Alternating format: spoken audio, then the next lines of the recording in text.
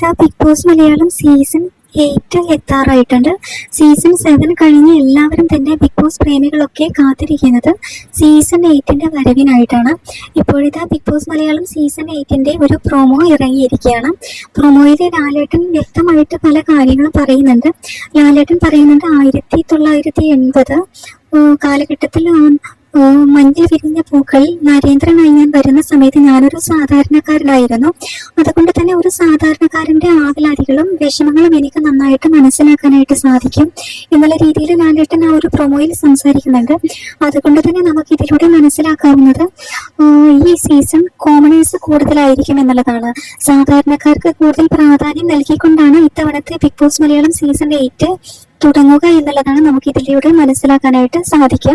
എന്തായാലും ഇവരെ ഒരു പ്രത്യേക ടാസ്കിലൂടെ ആയിരിക്കും ഈ കോമണേഴ്സിനെ തിരഞ്ഞെടുക്കുക എന്നുള്ളതാണ്. ആ ഒരു ടാസ്കിന്റെ പേര് ടിക്കറ്റ് ടു ഫെയിം എന്നാണ് തോന്നുന്നുണ്ട്. എന്തായാലും ബിഗ് ബോസ് മലയാളം സീസൺ 8ന്റെ പുതിയ അപ്ഡേറ്റുകൾക്ക് എന്നെ ഈ ചാനൽ മറക്കാതെ സബ്സ്ക്രൈബ് ചെയ്യണേ.